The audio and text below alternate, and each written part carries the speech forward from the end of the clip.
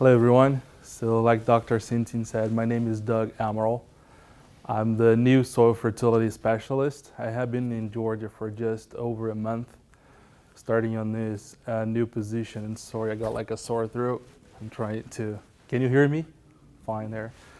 Yeah. So a little bit of my background. So I'm gonna be real quick here. I was asked to do like a quick introduction, 5-10 minutes at most. And Henry is going to be doing the heavy lifting, doing a complete presentation here for you all. So just a little bit about myself. My background is in plant biology and agronomy. I was born and raised in a farm in Brazil, and we grew mostly coffee and corn and citrus. I'd never done cotton before, so I did live in California. So after I graduated in Brazil, I went to Delaware, spent 3 years in Delaware, got my PhD there, and then moved to California to be an extension educator. So I stayed there for almost 10 years. I went there to work on row crops, but then it happened at the time that I had to change crops, so I ended up becoming the tree crops agronomist there. So I was doing a lot of work on pistachios, almonds, and walnuts. And most of my research was focused on developing nutrient budget for those crops. So nitrogen curves, potassium, and zinc, and boron mainly. And based on what I have been talking to people here in Georgia, those are also the most limiting nutrients in cotton production, including sulfur. So one of the things that I have done a lot in California and I really enjoy is yield gap analysis. So here's just one of the things that I learned recently, that the average cotton yield in the US is around 1.85 bales per acre. And in Brazil and China, it's over 3.5 bales per acre. So the difference is about 2 bales per acre. So what are the challenges? What are we facing here that we can improve to? I have been talking to a lot of agents and they were like, how can we get 4 bales per acre? So what are the challenges here? So I called a friend in Brazil and I was asking him, how much do you get per acre? What's the average yield? And he was saying that up to 7 bales per acre, it's feasible. We can get that average per acre. And so what's going on here that we are losing that? What are our yield loss factors? What is affecting our yield that we cannot get at least to that 4 bales per acre? So that's one of the things I want to work with you guys, with the consultants, with the growers, with the agents, and see if we can address that. So, but a lot of people, they ask me, can we do that with soil fertility? I said, I wish it was a single factor, but it's not. It's actually genetics, it's the seed that you select, it's the environment, and it's management. And all these factors will play a role. So genetics, the hybrid, the variety selection starts with the root architecture. You want to choose the best hybrid that is available at the time. They need to be good at uptaking nutrients. They have to be efficient. They have to be good at stress tolerance. They have to have good phenology. So growth timing and maturity is really important. We also have the environment. This is something that we cannot control, right? So you have to play with it. It's the weather, the soil type. You can improve, you can change your soil chemistry, but you cannot change your soil type. So you have to deal with it. And the risk, heat waves, frost, drought, so we have to play with it. And the little management thing, that's something that we can work with. So you can improve your nutrient timing, placement, and rate. You can do different types of tillage, residue management, irrigation scheduling is really important as well. So my goal here, like I said, is to work with you guys, see if we can improve these parameters and maybe bring cotton to at least 4 bales per acre. So I'm going to be around. Feel free to come say hi. I really want to learn about your production system. How can we improve it and how can I help it? So this is my email right here. So feel free to shoot my email if you want to set up a meeting or want me to come visit. I've been in Georgia for just over a month, and I have been talking to a lot of people, and I'm really enjoying it, learning the production practices, so feel free to reach out at any time. Thank you. Thank you. Any questions for Dr. Amaral before we transition? Yeah, I have a question. Oh yeah. Do they have bull rot in Brazil? Yeah, and it's a big deal as well.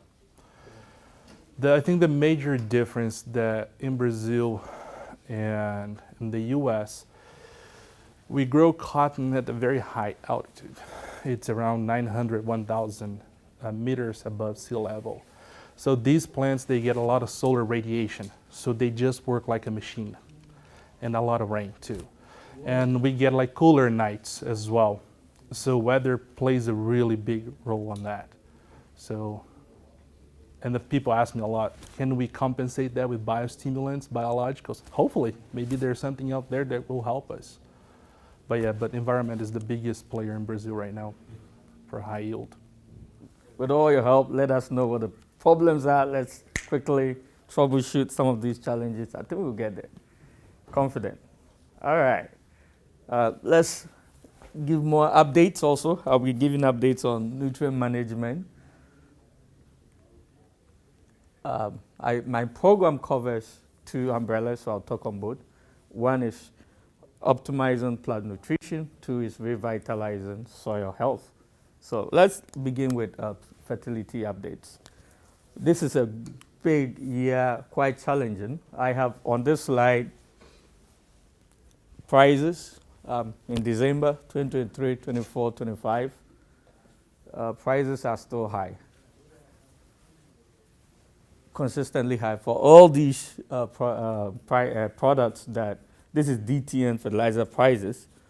Unfortunately, we find ourselves in a year that commodity price, cotton is really also on the lower side. But it's all hope lost. And from a fertility side, what can we do? From a fertility side, usually the first instinct, prices are too much, let's cut back. Let's walk through this scenario and make a judgment, and let's decide if we need to cut back or what can we do from that perspective. I put in this soil test report for a medium soil test analysis. You can see everything in here is medium. And then the micronutrients are in the sufficient level. But, we fertilize by yield goal, and it's by adjusting the nitrogen, phosphorus, and potassium levels in order to achieve those set yield goals. And so for this soil test report, having those medium levels, that is the fertilizer recommendation for obtaining the various yield goal, 750 increasing all the way to 2,000. So you are with me. So that is, now let's rely on this research that Dr. Harris did from 2017, 2018 across 9 site years. And we're looking at average yield of almost 820 all the way to just a little above 1,002 at the 2,000 pounds per acre yield goal. Let me explain this a little bit better. These are the numbers. That is the yield increase from 750 to 1,000. That is the fertilizer cost, additional fertilizer cost. And that is the additional and net profit. So look at the red numbers and let's go through. And that is a transition. So from here, we are comparing 1,250 to 1,000. We're comparing 1,005 to 1,250. It's increment, segmented by increment. And you can see we are profitable all the way even up to 1,750. So with cotton, and that goes back to what Doug is saying, there is the yield potential there in terms of we are seeing those yield increases, but we're losing a lot also. However, please, what has been your realistic yield goal? Are you 1,005? Are you 1,000 on a dry land, 1,005 on a rain-fed condition? From a fertility point of view, please fertilize for those yield goals. Don't look at the product fertilizer prices that are high and decide to cut back on your fertilizer rate, because by cutting back, you are leaving money on the table. And so fertilizer might not be the place to try and save input costs. You are actually going to hurt yourself if you decide that the prices are high, and so I'm going to just fertilize for 1,000. Look at the yield difference across all that line, all right? So, and then the next thing I want to re-emphasize on this data, look at the yield. You possibly are getting more yield than that. I know folks that fertilize for 1,500 and get 1,600 easily, if the weather is right.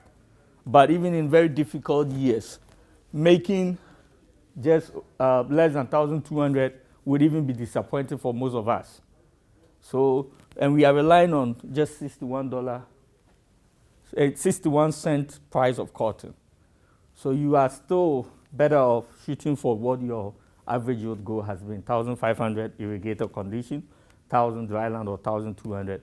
You are still better off that way. So please, that's the math from a fertility point of view. I don't know what the math looked like for seeding rate. I did seeding rate study. I think there is a place there. If you can easily come down to like 2 seeds to the foot long, I've seen that that math worked in the favor of cutting down from 3 seeds per feet row, linear row, to 2 seeds, but not fertilizer. So I hope any question on this one. Now, the next thing I get a lot of questions about, Charlie, since I began my position, since 2019, the first season we got called. I remember we went over and it was potassium. So this is a work that Dr. Harris did. And I'm showing this first slide, and I need you to take a close look at the zero treatment. What is this study about? This is a potassium timing study. So you see that there are values. Where there are 2 values is the at planting application and the side dress application. And when there are 3 values, the third value is the foliar application.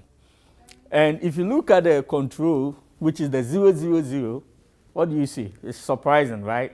3 good locations. And in fertility world, we say these are non-responsive sites. It means that the soil potassium levels were already adequate, and so the plant did not respond to that fertilizer application.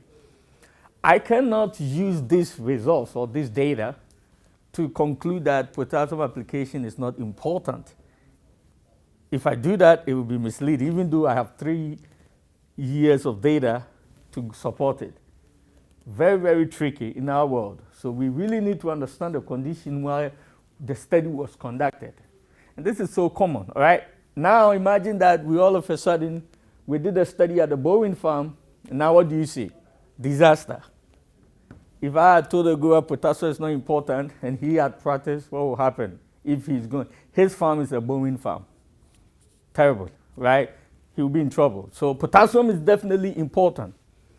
Why I'm using this analogy to explain my decision here is, I've been here since 2019. Potassium late season, not the early season, late season potassium deficiency is a problem. It's always been a problem. Number 1 call that I get, pH has been number 2. Potassium in cotton is number 1. Despite even most growers doing the standard recommendation of putting all 100% of the potassium at planting, we're still getting a problem. So I'm saying this, even here, you can see that the data doesn't really support the fact that you want to do a split application. I'm here to tell you it's not about the rate. I have gone to fields that the potassium level, the grower said, Henry, this field received twice the recommended rate. It's not about the rate. That field, it was not about the rate. It was about how much nutrients that soil can hold. It was a deep, sandy soil. Potassium doesn't stay. So it's not even the rate. So in those instances, a split application might be your best bet. 75-25%, or even 70-30% is the direction I would go. If it's very, very, very bad, even 50-50 might be a better approach. But in that case, you might want to do your second 50 a little bit early. You don't want to delay too much. So I'm saying that the reason I have to use that, don't just look at this data and say, oh, the data doesn't support split application. Because in the year that it matters, or in environments that it matters, it really matters. Okay? Are we together? We together, okay. Now, based on what I explained, I need to explain just a little bit. We call it soil test calibration, soil test correlation and calibration. I want you to understand this. Some of us take soil samples to Waters lab, some send to UGA lab, and even those on our West Coast might directly send it to Alabama.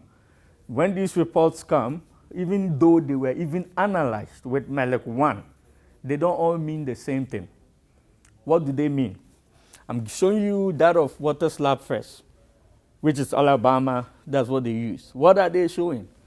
What they report in terms of their crop response is based on relative yield. When you see a soil test report that says you are very low, it means that soil will yield less than 50% of its potential. So the response, the calibration is based on relative response or response to yield or response to yield. So low means soil will yield 50 to 75% of its yield potential. How about University of Georgia? Our recommendation, when you see in our report and we say something is low, it means that soil is deficient and yield response to applied phosphorus or potassium fertilizer should occur 80% or more of the time. It is based on what we call probability of seeing a yield response. Now think about the first slide that I showed you with potassium. We had 5 locations. We saw response in only what? 2 locations. 3 locations didn't see a response. How would you apply such a relative yield response in that context? It's a challenge. Which one do we go with? Which one is the best? Soil scientists, we've not yet come to a consensus, but there is the general guideline that a crop that is more responsive to fertilizer inputs would be suited for the relative yield response, and those that are not quite, like cotton and peanuts, are well suited for this probability of yield response. Now, and you know, in Georgia, what are our 2 major crops? If you look at corn, cotton, and peanuts, right? Arguably, cotton and peanuts are the big crops. And so that's why the soil test lab leaned towards that interpretation.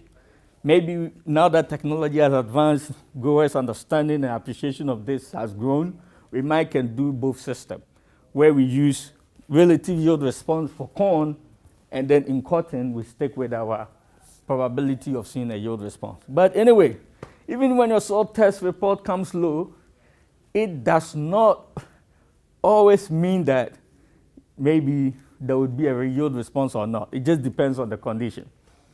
I'm going to actually, I think that's the last one. Before I move on, I'm going to make a scenario. Much of the management decisions that we make is really insurance. It's insurance, I repeat, it's insurance. I'm not saying this to support certain products that may not be working, to say that don't worry, still buy them, because it also comes down to the budget.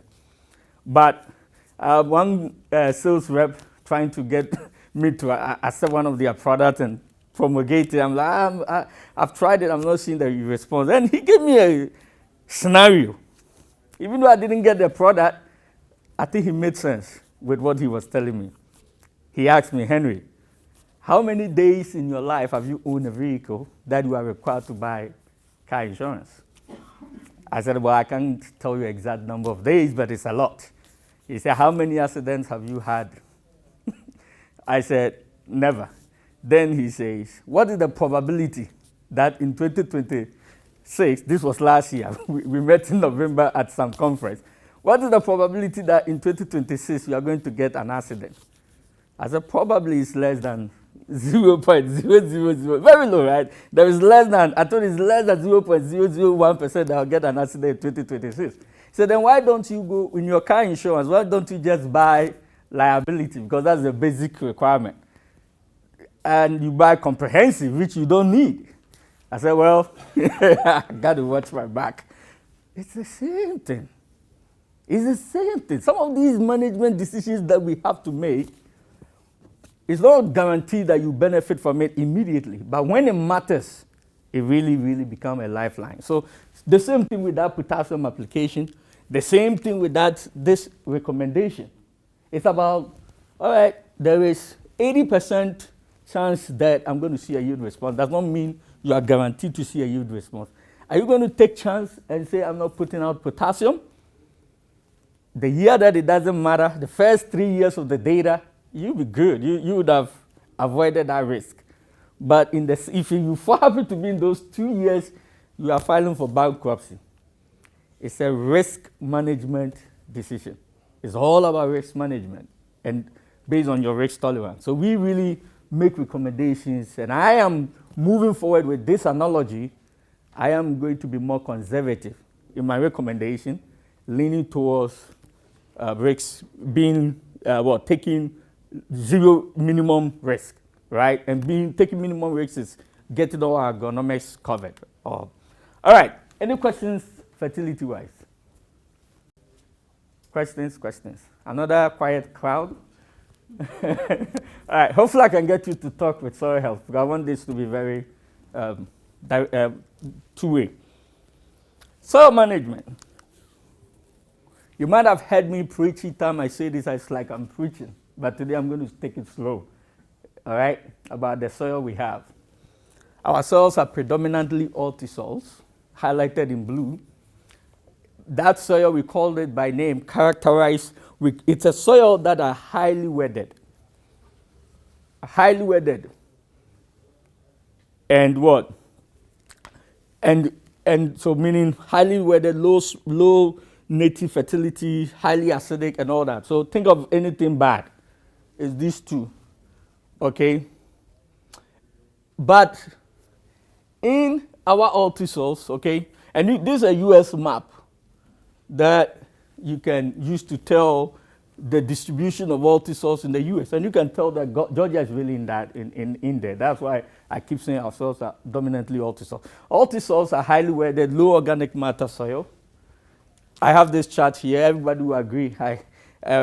One specialist said he happened to find himself in Iowa, and they were having a discussion, and the soil scientist there was talking, and he said, so for those of you in the low organic matter soils below 3%, you need to be doing that. He said, wait. What did you just say? And he said, 3% low? Come to Georgia. Right? Come to Georgia. 3% you say they are poor soils. Come to Georgia. How many of us have more than 1%? I need to come and learn what you are doing. That means you are doing something magical. Very, very good, right? So that's just the concept of that. The reason why we celebrate organic matter is just look at this chart. Soil humus, conceptualized as organic matter. That soil can hold more nutrients. The cation exchange capacity of that soil, it can hold more nutrients. All right, but we don't have a lot of that. Our soil has sand on the top. And even in Georgia, because we are of our weather conditions, high rainfall, temperature, we said our soils are highly weathered, right? They are old soils. The type of clay we have are called the kaolinite clay, 1-to-1 type of clay. And that's this guy. So our topsoil and our subsoil, disastrous, can't hold nutrients. Those in the Midwest and thereabout are in the smectite vermiculite, you see, plus high organic matter. That soil can hold nutrients. It can provide nutrients. Some of them can provide nutrients throughout the season. I've been doing multi-state trials, and most of these fields, some of these fields, they are zero nitrogen plots. The average yield that I see, if I get that, I'm jealous, right? Sometimes I'm even lucky to get 400 pounds of cotton in my zero nitrogen plots. For them, it's kind of a done deal. Virginia, that was a collaborator in Virginia. So this makes a big difference in how we need to manage the soil. So very important. If there is anything, if I take out seasonal disease issues and all that, I think Doug and I have a big role and a big shoe to fill when it comes to soil. Because I feel soil is a major limiting factor for most of the cropping systems that we have in Georgia. All right, let's transition to these things. You might have heard them. They become buzzwords. Regenerative agriculture, climate smart agriculture, whatever you want to call it, soil health and all that. The concept is towards more environmental approach, which is great. But I was very happy when this thing started. It was in 2024 that the World Bank actually added increased productivity to the principles of climate smart agriculture. But anyway, I'm happy. That should be number one, right? And then sustainability in the world of making it sustainable. We can farm on that. The farm remain productive over a long term. But it's also a business. I'm going to switch a little bit. Let's look at these practices. And you can tell me, no one here in this room will tell me they don't already know this. If I mention any agricultural practice, you will be able to tell me whether this is going to be good for the soil or bad for the soil. You know it already. None of these are rocket science or new innovative science. We know these management practices have been there in ages. Cover cropping, you see this. If I say reducing tillage, organic amendment, we all know the answer. Okay, so none of these are very new. However, some of these practices are not a one-size-fits-all. By that, I mean they have their unique advantages and disadvantages, like tillage. Zero tillage, any form of conservation tillage, reducing the amount of tillage is great, long-term wise, promoting soil. It has a short-term limitation, sometimes compaction problem, weed problem, if not managed well. Cover cropping, very good, but depending on the cover crop, like for us, rye is the best in terms of the biomass and giving us good weed control, but then it can also tie up nutrients in the soil. If you're under dry land condition and you're not careful, it can cause more moisture. It will make your soil more prone to moisture problem in the short term.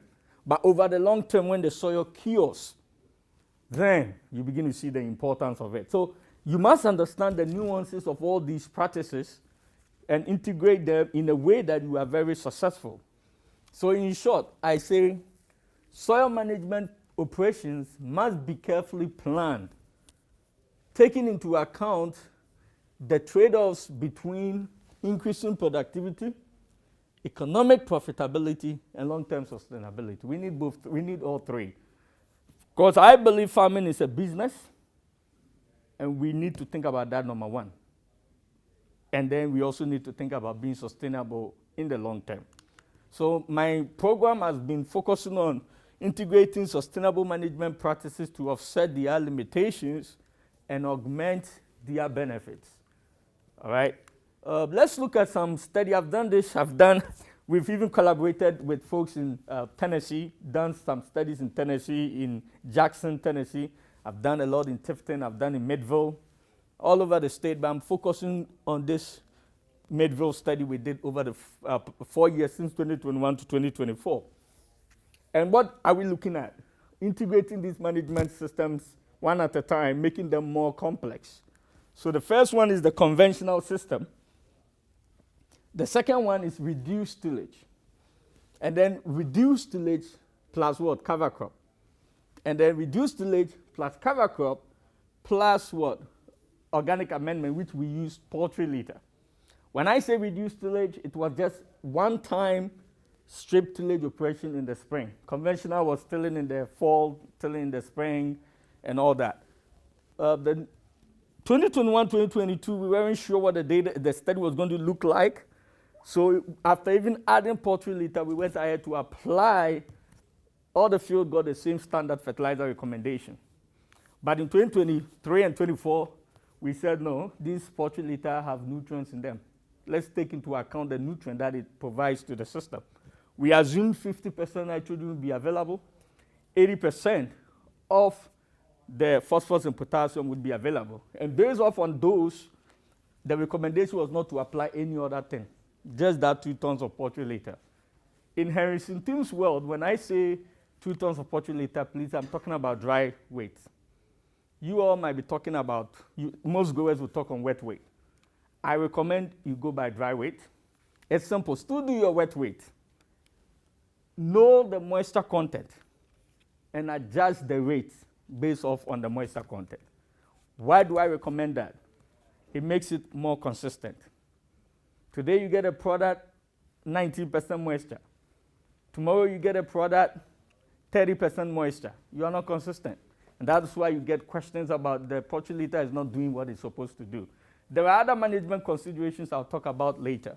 But in this study, that's what happened. Now let's go through one at a time. Let's look, this is the yield of the standard. Now, the blue, when we do reduced tillage, you can tell what the yields are.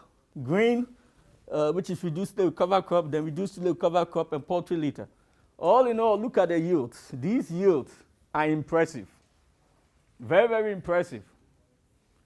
And without a side-by-side comparison, you wouldn't know that you are losing money. You are putting something on the table.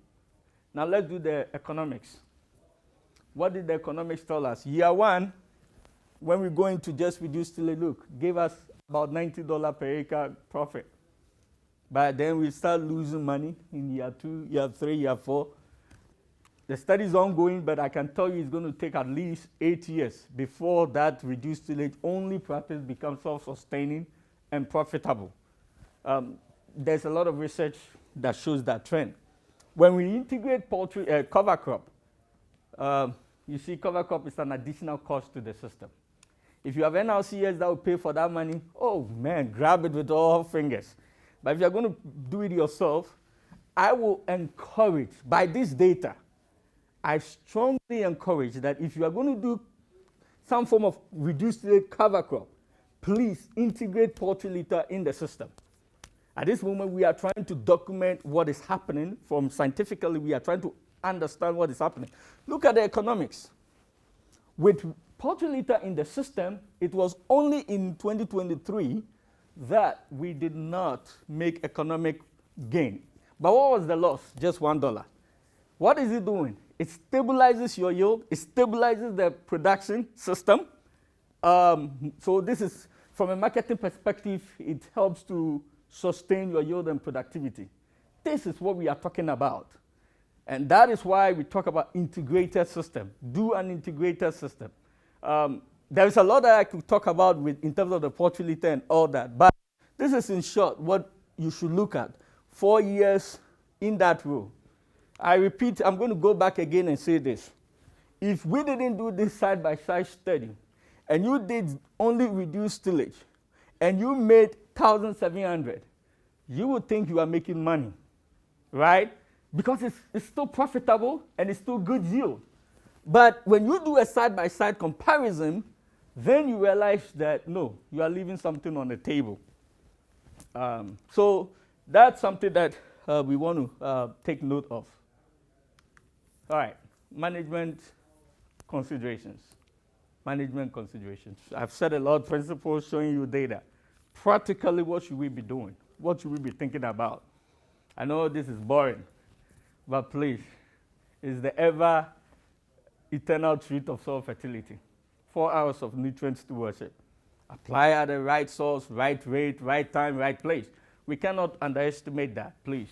And all these, basically, soil testing, following the recommendation, that takes care of it in majority of the cases.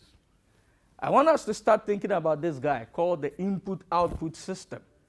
What does it mean?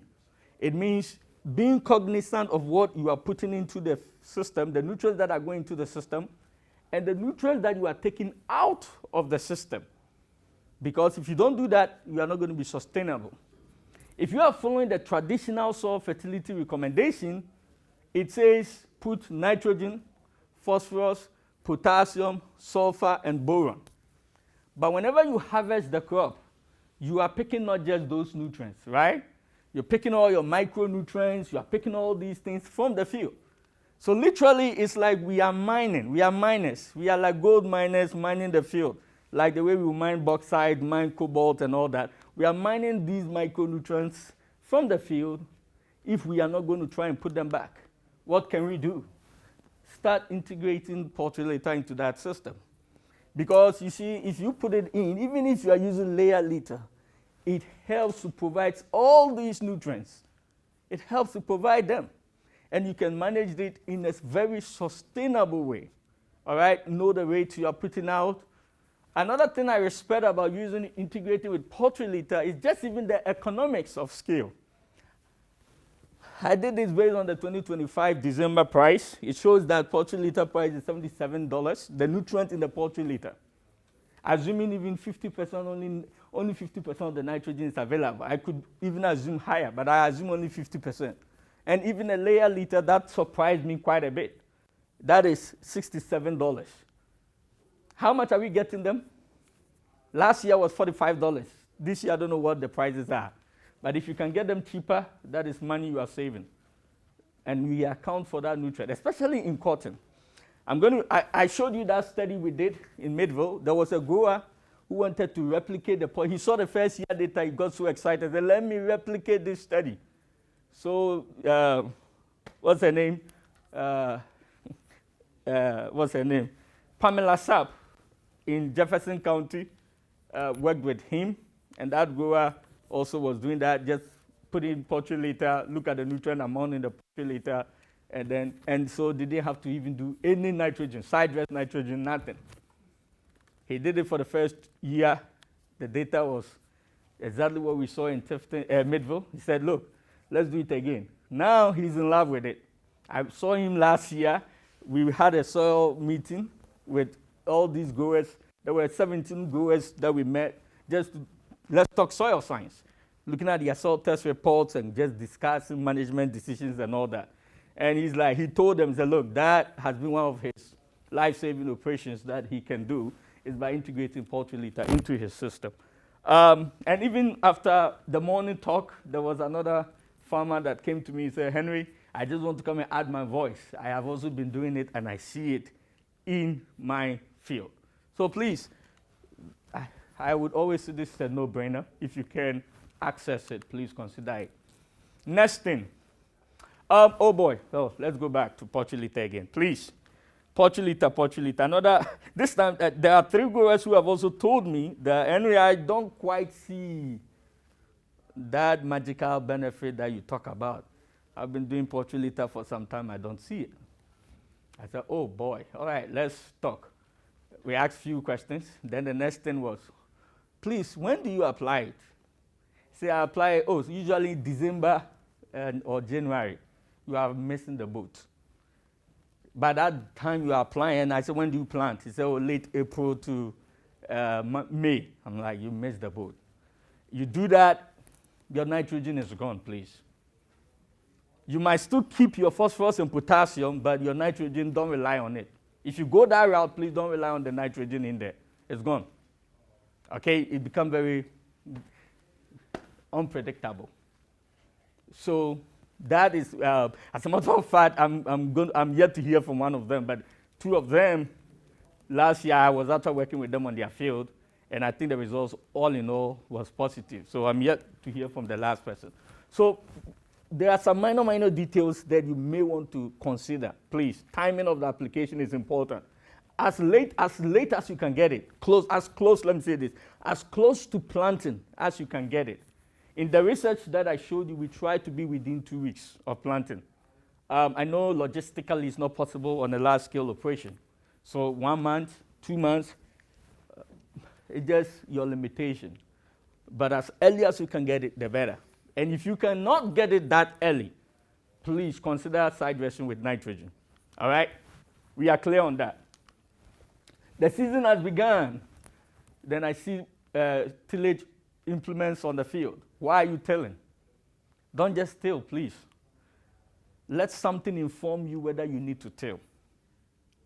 I think if you can do that, if you have to till, good. Go ahead, you lose nothing.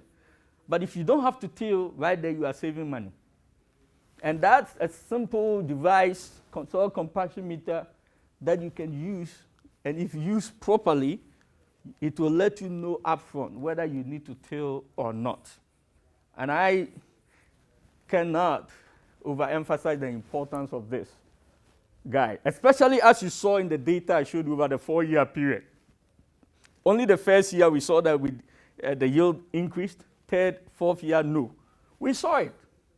We saw that we needed to till in the 3rd and 4th year. We saw it. But we had to not till because it's what? It's a research, right? We wanted to see what it is. But we took the soil penetrometer data, And we knew that going into the third and fourth year is a disaster. Stop, don't till. But like I said, it's a research, so we went ahead to till. But from a management perspective, we could have said, oh, time to till. Right? That's all I'm trying to say. Time to till. Oh, you good. Because that field, when we took over, had a long history of conventional tillage. So the first year we went into the field, we tested it. Clearly, we knew we didn't have to till. And because we did not till, we made the money, 87 point something dollars, $89.7, close to $90 on an acre basis. So that being able to use, it's as simple as that. How much is this? Less than $200, I believe. So please, it's vital. And that's how we use a more fancier penetrometer that is able to let us know the depth, the compaction level at every depth. But for routine, this device, just use it. I recommend I need to go into the logistics of this. Please use your soil penetrometer at field capacity. The best way to know it, you wait. When it rains and the field is wet, go back the following day and take that reading. Don't take it in a dry condition. The recommended condition, take it at field capacity. So rainfall, free drainage, go into the field the following day and take the reading. 2, the threshold has been 300 PSI, and that's on the dial. You will see it. That's where the red mark is. So you will know that. And we like to take it 6 inches away from the plant row. Not in the plant row and not on your tie tracks. About 6 inches to the side of the plant row is usually where we like to take the reading. And you can tell how the reason why we till, right? That was the field before before tillage. We did all the readings, and after tillage, you can see how we now have separation. And even we have strip till. This is strip tilled. The ST, these two are strip tillage, but yet still it's not as giving us. So strip till has its benefits, but not full scope tillage. And one important thing is the depth to compaction zone. You can see when you look at that guy and this guy, that is integrating it. So what is it doing? By incorporating your cover crop, your organic amendments, and reduced tillage, we are gradually increasing our depth. You see, when we are increasing our depth to the compaction zone. This was after 3 years. So after 4 years, 5 years, 6 years, usually I say about 8 years, the soil should self-heal, where there would probably be no need to till. It's possible, just take time, so we need to be very patient about it. I think that's all I have.